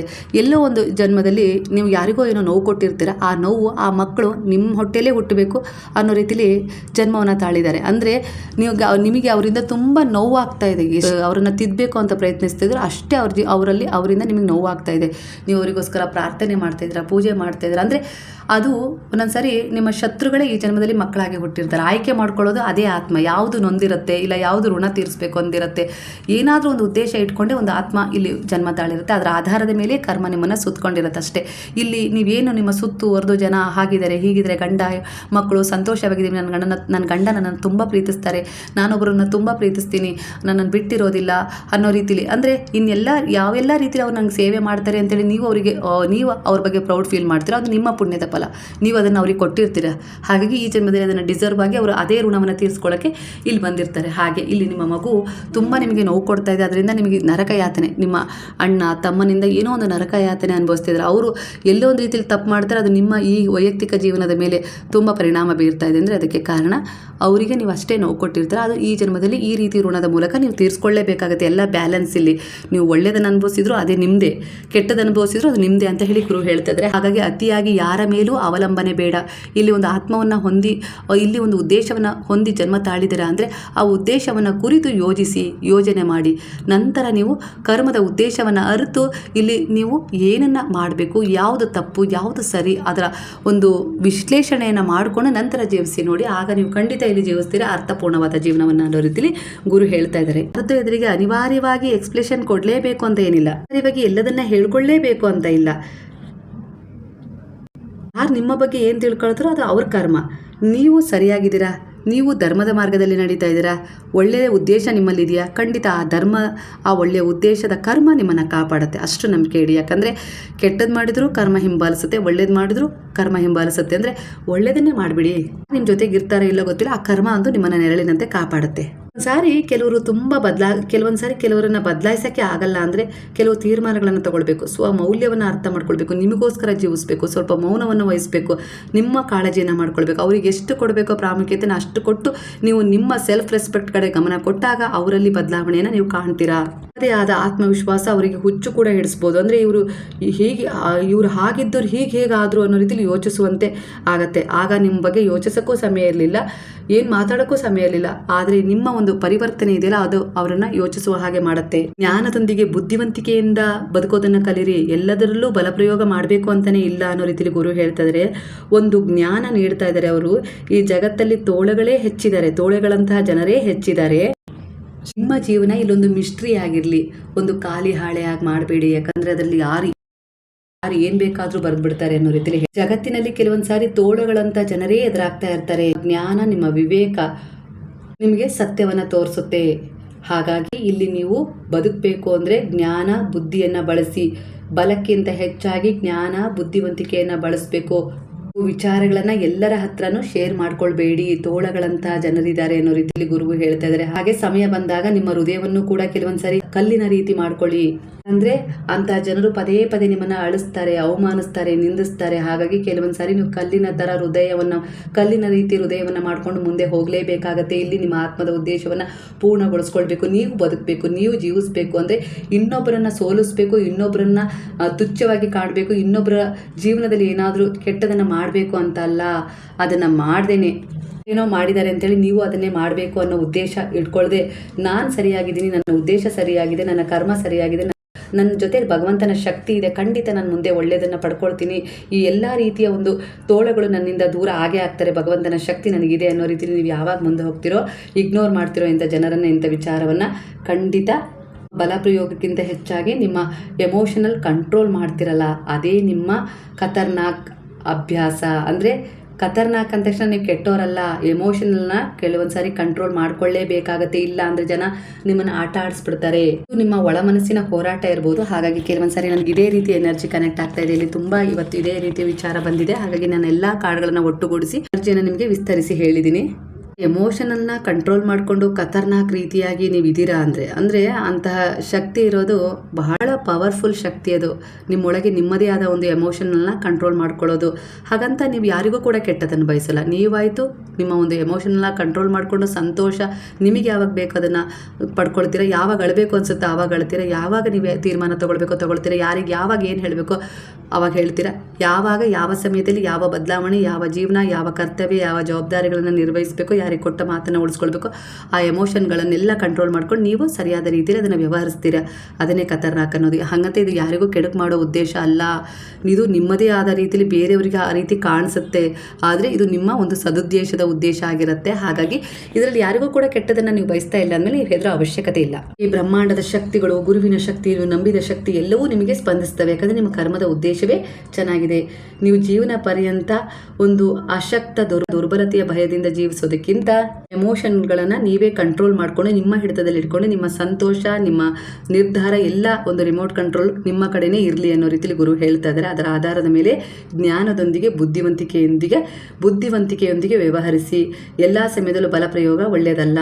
ಶತ್ರುವಿನ ವಿಚಾರದಲ್ಲಿ ಆಗಲಿ, ನಿಮ್ಮವರೇ ನಿಮಗೆ ನೋವು ಕೊಟ್ಟ ವಿಚಾರವನ್ನು ಸರಿಪಡಿಸ್ಕೊಳ್ಳೋ ವಿಚಾರದಲ್ಲಾಗಿರ್ಬೋದು, ಕೆಲವರನ್ನ ತಿದ್ದಲಿಕ್ಕಾಗಿರ್ಬೋದು, ಹಾಗೆ ಯಾವ ರೀತಿಯಲ್ಲಿ ನೀವು ಮುಂದುವರಿಬೇಕು ಅಂತ ಇದ್ರೂ ಎಲ್ಲರನ್ನೂ ಸಂಭಾಳಿಸ್ಕೊಂಡು ಎಲ್ಲರ ಜೀವನದಲ್ಲಿ ಒಂದು ಬೆಳಕನ್ನು ತರಬೇಕು, ಎಲ್ಲರನ್ನೂ ಪರಿವರ್ತನೆ ಮಾಡಬೇಕು ಅನ್ನೋದು ನಿಮ್ಮ ಉದ್ದೇಶ ಚೆನ್ನಾಗಿದೆ. ಆದರೆ ಎಮೋಷನಲ್ ಆಗಿ ಅವರಿಗೆ ಅಟ್ಯಾಚ್ ಆಗಬೇಡಿ. ಆಗ ನೀವು ಅವರಲ್ಲಿ ಬದಲಾವಣೆ ತರಲಿಕ್ಕೆ ಸಾಧ್ಯ ಇಲ್ಲ ಅನ್ನೋ ರೀತಿಯಲ್ಲಿ ಗುರು ಹೇಳ್ತಾ ಇದ್ದಾರೆ. ನೀವು ಮೊದಲು ಸ್ವಮೌಲ್ಯವನ್ನು ಅರ್ಥಕೊಂಡು ಬೆಲೆಯನ್ನು ಅರ್ಥ ಮಾಡಿಕೊಂಡು ನಿಮ್ಮ ಎಮೋಷನಲ್ನ ನಿಮ್ಮೊಳಗೆ ಕಂಟ್ರೋಲ್ ಮಾಡ್ಕೊಂಡು ಅವ್ರಿಗೆ ಏನೆಲ್ಲ ಕೊಡಬೇಕು ಅಂತ ಇದ್ರೆ ಅದನ್ನು ಹೇಳಬೇಕು ಅಂತ ಇಲ್ಲ, ಅದು ನಿಮ್ಮೊಳಗೆ ಕಂಟ್ರೋಲ್ ಮಾಡಿಕೊಂಡು ಕೂಡ ಅವರನ್ನು ಒಂದು ಬೆಳಕಿಗೆ ತರ್ಬೋದು, ಅವರಲ್ಲಿ ಪರಿವರ್ತನೆಯನ್ನು ತಂದುಕೊಡ್ಬೋದು. ಒಂದು ಎಮೋಷನಲ್ನ ನೀವು ಕಂಟ್ರೋಲ್ ಮಾಡ್ಕೊಳ್ಳೋ ಒಂದು ಶಕ್ತಿಯನ್ನು ಹೊಂದಿದ್ದೀರಾ ಅಂದರೆ ನಿಮ್ಮನ್ನು ಯಾರೂ ಕೂಡ ತಡಿಲಿಕ್ಕೆ ಸಾಧ್ಯ ಇಲ್ಲ. ಯಾಕಂದರೆ ಯಾರೂ ಕೂಡ ನಿಮ್ಮನ್ನು ಅಷ್ಟು ಸುಲಭವಾಗಿ ಮೋಸಗೊಳಿಸಲಿಕ್ಕೆ ಆಗೋದೇ ಇಲ್ಲ. ಅವರ ಒಂದು ಹಿಡಿತಕ್ಕೂ ತಗೊಳ್ಳೋದು ಅಷ್ಟು ಸುಲಭದ ಮಾತಲ್ಲ. ಮೇಲೆ ಭಗವಂತನ ಕೃಪೆ ಇರುತ್ತೆ, ಹಾಗೆ ಒಂದು ಗೈಡೆನ್ಸ್ ಸಿಗ್ತಾ ಇರುತ್ತೆ, ಗುರುವಿನ ಬಲ ಇರುತ್ತೆ, ಯಾವುದೋ ಪೂರ್ವ ಜನ್ಮದ ಪುಣ್ಯ ನಿಮಗೆ ಈ ರೀತಿ ಒಂದು ಸ್ವಭಾವವನ್ನು ಕೊಟ್ಟಿರುತ್ತೆ. ನಿಮ್ಮ ರಿಮೋಟ್ ಕಂಟ್ರೋಲ್, ನಿಮ್ಮ ಜೀವನದ ರಿಮೋಟ್ ಕಂಟ್ರೋಲ್, ನಿಮ್ಮ ಭಾವನೆಗಳ ರಿಮೋಟ್ ಕಂಟ್ರೋಲ್ ನಿಮ್ಮ ಕೈಯಲ್ಲೇ ಇದೆ. ಸಂತೋಷದ್ದಿರ್ಬೋದು, ಹಾಗೆ ಸಂತೋಷದ್ದಿರ್ಬೋದು, ದುಃಖದ್ದಿರ್ಬೋದು, ಎಲ್ಲ ಥರ ರಿಮೋಟ್ ಕಂಟ್ರೋಲ್ ನೀವೇ ಆಗಿದ್ದೀರಾ ಅನ್ನೋ ರೀತಿಯಲ್ಲಿ ಗುರು ಎಚ್ಚರಿಸ್ತಾ ಇದ್ದಾರೆ. ಯಾರೂ ಕೂಡ ನಿಮ್ಮನ್ನು ಮುಂದೆ ತಗೊಂಡು ಹೋಗಲ್ಲ, ಯಾರೂ ಕೂಡ ನಿಮ್ಮನ್ನು ಹಿಂದೆ ಎಳೆಯಲ್ಲ. ನೀವು ಸರಿಯಾದ ರೀತಿಯಲ್ಲಿ ನಿಮ್ಮದೇ ಆದ ಒಂದು ರಿಮೋಟ್ ಕಂಟ್ರೋಲ್ ಮೂಲಕ ನೀವು ಸಂಚಾಲಿತರಾದರೆ ಅನ್ನೋ ರೀತಿಯಲ್ಲಿ ಎನರ್ಜಿ ಕನೆಕ್ಟ್ ಆಗ್ತಿದೆ. ಎಮೋಷನಲ್ನ ಇನ್ನೊಬ್ಬರ ಮೇಲೆ ಇನ್ವೆಸ್ಟ್ ಮಾಡಬೇಡಿ. ಯಾರಿಗೆ ಅದರ ಬೆಲೆ ಗೊತ್ತಿರುತ್ತೋ ಅವ್ರ ಮೇಲೆ ಮಾತ್ರ ಅದನ್ನು ಇನ್ವೆಸ್ಟ್ ಮಾಡಿ. ವ್ಯರ್ಥವಾದ ವಿಚಾರ, ವ್ಯರ್ಥವಾದ ಜನರಿಗೆ ಅಳೋದನ್ನು ಮೊದಲು ನಿಲ್ಲಿಸಿ. ಅವರು ನಿಮ್ಮ ಬೆಲೆ ತಿಳಿದಿಲ್ಲ. ನಿಮ್ಮ ಜೀವನ ಸುಧಾರಿಸಿ ನಿಮ್ಮ ಎಮೋಷನಲ್ನ ನೀವೆಷ್ಟು ಕಂಟ್ರೋಲ್ ಮಾಡ್ಕೊಳ್ತಾ ಇದ್ದೀರಲ್ಲ, ಅದು ನಿಮ್ಮ ಎದುರಿಗೆ ಇರೋರಿಗೆ ನಿಮ್ಮ ಮನದಲ್ಲಿ ಏನಿದೆ ಅಂಥೇಳಿ ತಿಳಿಯೋದು ಅಷ್ಟು ಸುಲಭ ಆಗೋದಿಲ್ಲ. ಪದೇ ಯಾರಿಗಾಗಿ ಅಳೋದಾಗಿರ್ಬೋದು, ಇಲ್ಲ ಗಿಲ್ಟ್ ಫೀಲ್ ಮಾಡ್ಕೊಳ್ಳೋದು ನಿಮ್ಮನ್ನು ನೀವೇ ಅನ್ನೋ ರೀತಿಲಿ ಮಾಡೋಕ್ಕೆ ಹೋಗಬೇಡ್ರಿ. ಎಲ್ಲದೂ ಒಂದು ಕಾರಣದಿಂದಲೇ ನಡೆದಿರುತ್ತೆ. ಒಂದ್ಸಾರಿ ಇದೇ ನಿಮ್ಮ ಜೀವನದ ದುರ್ಬಲತೆ ಅನ್ನೋ ರೀತಿಲಿ ನೀವು ಕುಗ್ಗು ಹೋಗ್ಬಿಡ್ತೀರಾ. ಮುಂದೆ ಕೆಲವು ಸುಧಾರಣೆಗಳನ್ನು ತಂದ್ಕೊಳ್ಳೋಕ್ಕೂ ಆಗೋದಿಲ್ಲ. ಮುಂದೆ ನಿಮ್ಮ ಜೀವನದಲ್ಲಿ ಎಲ್ಲವೂ ಒಂದು ರೀತಿಲಿ ನಿಂತು ಹೋದ ಅನುಭವ ಕೊಡುತ್ತೆ. ಇನ್ನೇನೂ ಇಲ್ಲ ಜೀವನದಲ್ಲಿ, ಮುಗೀತು ಅನ್ನೋ ರೀತಿಲಿ ದಿ ಎಂಡಿಗೆ ನೀವೇ ಶರಣಾಗ್ಬಿಡ್ತೀರಾ. ಜೀವನ ಕೇವಲ ಬೇರೆಯವರಿಗೋಸ್ಕರ ಏನಾದ್ರು ಕೊಡ್ಲಿಕ್ಕೋಸ್ಕರ ಅಷ್ಟೇ ಅಲ್ಲ, ನಿಮಗೋಸ್ಕರ ಏನಾದರೂ ಪಡ್ಕೊಳ್ಳೋಕ್ಕೋಸ್ಕರನೂ ಇರುತ್ತೆ. ಹೋಗೋರ್ ಜೊತೆಗೂ ಯಾರು ಹೋಗೋಕ್ಕಾಗೋದಿಲ್ಲ, ಹಾಗೆ ಬರೋರ್ ಜೊತೆಗೂ ಕೂಡ ಯಾರು ಬರೋಕ್ಕೂ ಆಗೋದಿಲ್ಲ. ಜೀವನ ನಿಮಗೆ ಸಿಕ್ಕಿದೆ ಅಂದರೆ ಅರ್ಥಪೂರ್ಣವಾಗಿರುತ್ತೆ. ಅದನ್ನು ನೀವು ಯಾವ ರೀತಿ ತೊಗೊಳ್ತೀರಾ, ಯಾವ ರೀತಿ ಎಮೋಷನ್ನೆಲ್ಲ ಕಂಟ್ರೋಲ್ ಮಾಡ್ಕೊಳ್ತೀರಾ, ಯಾವ ರೀತಿ ಯಾವ ಜನರ ಜೊತೆ ಯಾವ ರೀತಿ ಸ್ಪಂದಿಸಬೇಕು, ಯಾವ್ದು ಸರಿ ಯಾವ್ದು ತಪ್ಪು, ಕರ್ಮಗಳ ಉದ್ದೇಶವನ್ನು ಭೇದಿಸಿ ನೀವು ನಡೀತೀರಲ್ಲ, ಅದೇ ನಿಮ್ಮ ಮುಂದಿನ ಭವಿಷ್ಯ ಜೀವನವಾಗಿರುತ್ತೆ. ಹಾಗೆ ನೀವು ಮುಂದಿನ ಜನ್ಮಕ್ಕೂ ಕೂಡ ಮೋಕ್ಷ ಪ್ರಾಪ್ತಿ ಮಾಡ್ಕೊಳ್ಳೋಕ್ಕೆ ಇದು ಸಹಾಯ ಕೂಡ ಮಾಡುತ್ತೆ. ಇಲ್ಲಿ ನೀವು ಬೇರೆಯವರಿಗೋಸ್ಕರನೇ ಪದೇ ಪದೇ ಅಳೋದು, ಇಲ್ಲ ಹೊಂದ್ಕೊಳ್ಳೋದು, ಅನಿವಾರ್ಯವಾಗಿ ಬದುಕೋದು, ಇಲ್ಲ ತ್ಯಾಗ ಮಾಡೋದು, ಇದನ್ನೇ ಮಾಡ್ತಾ ಹೋಗ್ಬಿಟ್ರೆ ನೀವು ನಿಮಗೋಸ್ಕರ ಪುಣ್ಯವೃದ್ಧಿ ಏನು ಮಾಡ್ಕೊಳ್ತಾ ಇದ್ದೀರಾ? ಇಲ್ಲ ಅಲ್ವಾ? ಅವ್ರಿಗೆ ಸಮಯ ಕೊಡಬೇಕು, ಅದು ನಿಮ್ಮ ಜವಾಬ್ದಾರಿ, ಅದು ನಿಮ್ಮದೇ ಆತ್ಮದ ಉದ್ದೇಶ ಆಗಿರುತ್ತೆ. ಅದ್ರ ಜೊತೆ ಇಲ್ಲಿ ನೀವೇನಾದರೂ ಸಂಪಾದನೆಯೂ ಕೂಡ ಮಾಡಬೇಕು. ಸಂಪಾದನೆ ಅಂದ ತಕ್ಷಣ ಹಣ ಆಸ್ತಿ ಅಲ್ಲ, ಯಾಕಂದರೆ ಅದು ನಿಮ್ಮ ಜೊತೆಗೆ ಬರೋದಿಲ್ಲ. ನೀವು ಏನೊಂದು ಪುಣ್ಯ ಕಾರ್ಯಗಳನ್ನು ಮಾಡಿರ್ತೀರಲ್ಲ, ದಯೆ, ಕರುಣೆ, ಪ್ರೇಮ, ಮನುಷ್ಯತ್ವ, ಮಾನವೀಯತೆಯಿಂದ ಅದು ಮಾತ್ರ ನೀವು ಇಲ್ಲಿಂದ ತಗೊಂಡು ಹೋಗೋಕ್ಕೆ ಸಾಧ್ಯ ಅನ್ನೋ ರೀತಿಲಿ ಗುರು ಎಚ್ಚರಿಸ್ತಾ ಇದ್ದಾರೆ. ಮತ್ತೊಮ್ಮೆ ನಿಮಗೆ ಅಳೋದನ್ನು ಬಿಟ್ಬಿಡಿ. ಅನಿವಾರ್ಯವಾಗಿ ಯಾರದೋ ಕೆಳಗಡೆ ಎಷ್ಟು ದಿನ ಅಂತ ಇದ್ದು ನರಳಾಡ್ತೀರಾ, ಅದರಿಂದ ಹೊರಗೆ ಬರೋಕ್ಕೆ ನಿಮಗೆ ಅನಿಸ್ತಾ ಇದೆ, ಒಂದು ಒಳ ಮನಸ್ಸು ಹೇಳ್ತಾ ಇದೆ ಅಂದರೆ ಬಂದ್ಬಿಡಿ. ಜೊತೆ ಇದ್ದು ನಿಮ್ಮನ್ನು ಅರ್ಥ ಮಾಡ್ಕೊಂಡು ನಿಮ್ಮ ಕಷ್ಟ ಸುಖಗಳಿಗೆ ಸ್ಪಂದಿಸ್ತಾ ಇದ್ದಾರೆ ಅಂದರೆ ಖಂಡಿತ ಅವರಿಗೆ ಏನಾದರೂ ಮಾಡೋದ್ರಲ್ಲಿ ಅರ್ಥ ಇದೆ. ಎಲ್ಲ ನಿಮ್ಮಿಂದನೇ ತಗೊಳ್ತಾ ಇದ್ದಾರೆ, ನಿಮಗೇನೂ ಕೊಡ್ತಾ ಇಲ್ಲ, ನರಕ ಯಾತನೆ ಅನುಭವ ಮಾಡಿಸ್ತಾ ಇದ್ದಾರೆ ಅಂದರೆ ಅಲ್ಲಿದ್ದು ಏನು ಪ್ರಯೋಜನ? ನಿಮ್ಮ ಆತ್ಮದ ಉದ್ದೇಶವನ್ನು ಪೂರ್ಣಗೊಳಿಸ್ಕೊಳ್ಳೋಕ್ಕೆ ಕೆಲವೊಂದ್ಸರಿ ಅದೇ ರೀತಿ ಪ್ಯಾಟರ್ನ್ಗಳು ಎದುರಾಗಿ ಇಲ್ಲಿಂದ ಹೊರಗೆ ಹೋಗು, ಅಲ್ಲೇನೋ ಇದೆ, ಆ ವಿಶೇಷತೆಯನ್ನು ಪಡ್ಕೋ, ಇದೇ ನಿನ್ನ ಜೀವನ ಅಲ್ಲ, ಇದೇ ಕೊನೆಯಲ್ಲ ಅನ್ನೋ ರೀತಿಲಿ ಸೂಚನೆ ಕೊಡ್ತಾ ಇರುತ್ತೆ. ಕೆಲವೊಂದ್ಸರಿ ಅರ್ಥ ಮಾಡ್ಕೊಳ್ಳಿ, ಒಂದ್ಸರಿ ಪ್ರಯತ್ನ ಪಟ್ಟು ನೋಡಿ. ಮೇಲೆ ಭಗವಂತನ ಮೇಲೆ ನಂಬಿಕೆ ಇಟ್ಟು ನಾನು ಈ ರೀತಿ ತೀರ್ಮಾನ ತಗೊಳ್ತೀನಿ, ನಿಮ್ಮ ಅನುಗ್ರಹ ಆಶೀರ್ವಾದ ಸಹಾಯ ನನಗೆ ಸಿಗಲಿ ಅಂತ ಹೇಳಿ ಒಂದು ಹೆಜ್ಜೆ ಇಟ್ಟು ನೋಡಿ. ಖಂಡಿತ ನೀವು ತಗೊಂಡಿರುವ ನಿರ್ಧಾರ ಸರಿ ಇದೆ ಅಂದರೆ ಅವರ ಆಶೀರ್ವಾದದಿಂದ ಅದು ನಿರರ್ಗಳವಾಗಿ ಮುಂದೆ ಹೋಗುತ್ತೆ. ಅಲ್ಲೇನಾದರೂ ಬ್ಲಾಕೇಜ್, ಅಡ್ಡಿ, ಆತಂಕಗಳು ಬರ್ತಾ ಇದ್ದಾವೆ ಅಂದರೆ ಆಗಲೂ ಕೂಡ ನೀವು ಪ್ರಾರ್ಥನೆ ಮಾಡ್ಕೊಳ್ಬೇಕು, ಇವೆಲ್ಲ ಯಾಕೆ ಅಂತ ಹೇಳಿ. ಖಂಡಿತ ಅದು ಕೂಡ ಕೆಲವೊಂದು ಸಾರಿ ನಿಧಾನವಾಗಿ ಏರಿಳಿತದೊಂದಿಗೆ ಕೆಲವು ಪಾಠ ಕಲಿಯೋದ್ರ ಮೂಲಕ, ಕೆಲವೊಂದು ಯಾರಿಗೋ ಏನೋ ಕೊಡೋದ್ರ ಮೂಲಕ, ತೆಗೆದುಕೊಳ್ಳೋದ್ರ ಮೂಲಕ ಆ ಎನರ್ಜಿ ಮುಂದುವರಿಯುತ್ತೆ. ಒಟ್ಟಾರೆಯಾಗಿ ನೀವು ಒಳ್ಳೆಯ ತೀರ್ಮಾನವನ್ನು ತಗೊಂಡಿದ್ದೀರಾ ಅಂದರೆ ಅದಕ್ಕೆ ಭಗವಂತನ ಆಶೀರ್ವಾದ ಇದ್ದೇ ಇರುತ್ತೆ ಅನ್ನೋ ರೀತಿಯಲ್ಲಿ ಎನರ್ಜಿ ಕನೆಕ್ಟ್ ಆಗ್ತದೆ. ಒಂದು ಸಾರಿ ಯಾರೋ ನಿಮ್ಮ ಮೇಲೆ ರೇಗ್ತಾ ಇದ್ದಾರೆ, ಇಲ್ಲ ನಿಮ್ಮನ್ನು ಅರ್ಥ ಮಾಡ್ಕೊಳ್ತಾ ಇಲ್ಲ, ಈಗ ನಿಮಗೆ ಸಮಯ ಕೊಡ್ತಾ ಇಲ್ಲ, ಹಿಂದೆಲ್ಲ ಸಮಯ ಕೊಟ್ಟಿದ್ರು, ಪ್ರೀತಿ ಕೊಟ್ಟಿದ್ರು, ಯಾವುದೋ ರೀತಿಲಿ ಎಲ್ಲ ರೀತಿಲೂ ಚೆನ್ನಾಗಿತ್ತು ಅನ್ನೋ ರೀತಿಲಿ ಕೆಲವೊಂದು ಸಂಬಂಧ ಇದೆ ಅಂದರೆ ಈಗ ಅವರು ಒತ್ತಡದಲ್ಲಿದ್ದಾರೆ, ಕೆಲಸದಲ್ಲಾಗಿರ್ಬೋದು, ಏರಿಳಿತ ಆಗಿರ್ಬೋದು, ಇಲ್ಲ ಯಾರದ್ದೋ ಮೂರನೇ ವ್ಯಕ್ತಿಯ ಟಾರ್ಚರಿಂದ ಅವರು ಈ ರೀತಿಯಾಗಿ ನಿಮ್ಮ ಹತ್ರ ಒಂದು ಆ ರೀತಿಯ ವರ್ತನೆಯನ್ನು ತೋರಿಸ್ತಾ ಇದ್ದಾರೆ. ಅವರನ್ನು ಕೂಡ ಕೆಲವೊಂದು ಸಾರಿ ಅರ್ಥ ಮಾಡ್ಕೊಳ್ಳೋದು ಅಷ್ಟೇ ಅನಿವಾರ್ಯವಾಗಿರುತ್ತೆ. ಅದು ಹೆಂಡತಿ ಆಗಿರ್ಬೋದು, ಗಂಡ ಆಗಿರ್ಬೋದು, ಯಾವುದೇ ಒಂದು ಸಂಬಂಧ ಆಗಿರ್ಬೋದು. ಹೆಂಡತಿಗೂ ಕೂಡ ಅಷ್ಟೇ ಕೆಲವೊಂದು ವಯಸ್ಸಿನ ಅಂತರದಲ್ಲಿ ಕೆಲವೊಂದಿಷ್ಟು ಮನೋವ್ಯತೆಗಳು ಕಾಡ್ತವೆ, ದೇಹದ ಬದಲಾವಣೆಗಾಗಿ, ದೇಹದಲ್ಲೇ ಆದ ಬದಲಾವಣೆ. ಹಾಗಾಗಿ ಅವರಿಗೂ ಕೂಡ ನೀವು ಸ್ಪಂದಿಸಬೇಕು. ಅಲ್ಲ ಅವರು ನಿಮಗೋಸ್ಕರನೇ ಸಮರ್ಪಣೆ ಆಗಿರಬೇಕು ಅನ್ನೋದು ತಪ್ಪಾಗುತ್ತೆ. ನೀವು ಅವರಿಗೋಸ್ಕರನೂ ಸಮರ್ಪಣೆ ಆಗಿರಬೇಕು. ಎರಡೂ ಕೂಡ ಬ್ಯಾಲೆನ್ಸ್ ಆದಾಗ ಅದೇ ರೀತಿ ನಿಮಗೆ ಪುನರಾವರ್ತನೆ ಆದಾಗ ಜೀವನದಲ್ಲಿ ಅದೇ ರೀತಿ ಒಂದು ಎನರ್ಜಿ ಕನೆಕ್ಟ್ ಆಗುತ್ತೆ. ಇಲ್ಲ ಅಂದರೆ ನೀವು ಇಲ್ಲಿ ಪದೇ ಪದೇ ಅವರಿಗೆ ಶೋಷಣೆಯ ರೀತಿಯಲ್ಲಿ ನೋಡಿ ಅದನ್ನು ತೊಗೊಂಡಾಗ ಏನಾಗುತ್ತೆ ಅಂದರೆ ನೀವು ಮುಂದಿನ ಜನ್ಮದಲ್ಲಿ ಅದೇ ರೀತಿ ಶೋಷಣೆಗೆ ಒಳಗಾಗ್ತೀರಾ ಅನ್ನೋ ರೀತಿಯಲ್ಲಿ ಎನರ್ಜಿ ಕನೆಕ್ಟ್ ಆಗ್ತದೆ. ಒಟ್ಟಾರೆಯಾಗಿ ಕರ್ಮ ಹೇಳೋದೇನಪ್ಪ ಅಂದರೆ ನೀವೇನು ಕೊಡ್ತೀರೋ ಅದನ್ನ ನಿನಗೆ ಮರಳಿ ಕೊಡ್ತೀನಿ ಅನ್ನೋದು ಇಲ್ಲಿ ಕನೆಕ್ಟ್ ಆಗ್ತದೆ. ಒಟ್ಟಾರೆಯಾಗಿ ಇವತ್ತಿನ ಒಂದು ಕಾರ್ಡ್ಗಳ ಎನರ್ಜಿ ನನಗೆ ಗೌಜ್ ಮಾಡಿಬಿಟ್ಟಿದ್ದಾವೆ. ಅಂದರೆ ಈ ಎನರ್ಜಿ ಸಮಯದಲ್ಲಿ ಮಾಡ್ತೀನಲ್ಲ, ಆಯಾ ಸಮಯಕ್ಕೆ ಅನುಗುಣವಾಗಿ ಬರುತ್ತೆ ಅನಿಸುತ್ತೆ. ನನಗೆ ಒಟ್ಟಾರೆಯಾಗಿ ಇಷ್ಟು ಕಾರ್ಡ್ಗಳ ಎನರ್ಜಿಯಲ್ಲಿ ನನಗೆ ತಿಳಿದಿದ್ದು ಇದೆ.